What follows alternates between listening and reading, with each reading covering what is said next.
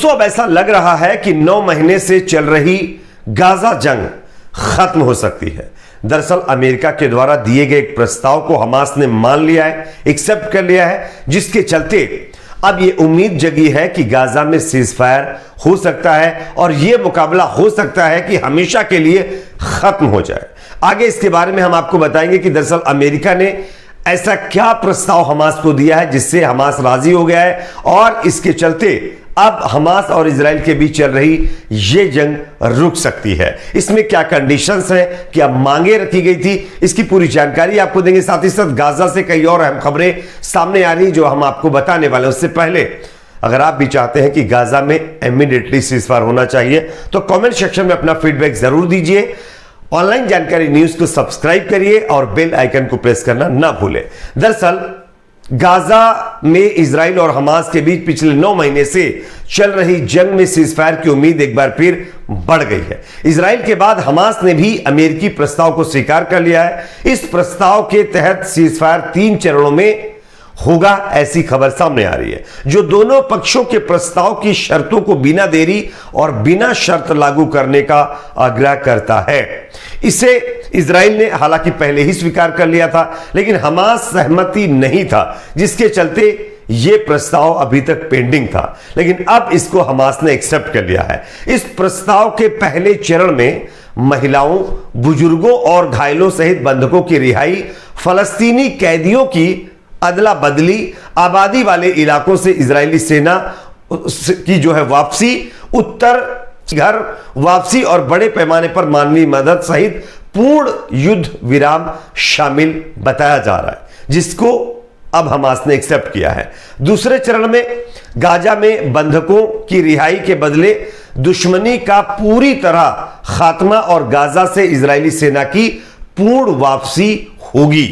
यह दूसरी कंडीशन है। तीसरी जो कंडीशन है, तीसरे चरण में गाजा के लिए बहुवर्षीय पुनर्निर्माण योजना शुरू होगी। गाजा पट्टी में बंधकों के शवों को इजराइल को सौंपा जाएगा। इस प्रस्ताव पर पहले हमास की मांग थी कि समझौते पर हस्ताक्षर करने से पहले इजराइल पहले एक स्थायी सीज फायर के लिए प्रतिबद्ध हो, लेकिन इजरायली प्रधानमंत्री बेंजामिन नेतन्याहू ने साफ कहा था कि वो किसी भी शर्त पर गाजा में हमास को खत्म किए बिना अपनी सेना वापस नहीं बुलाएंगे। और अब बताया जा रहा है कि इजराइल भी अपने अड़ियल रवैये को खत्म कर रहा है और हमास भी अपने अड़ियल रवैये को खत्म कर रहा है, जिसके चलते अब गाजा के अंदर शांति आ सकती है।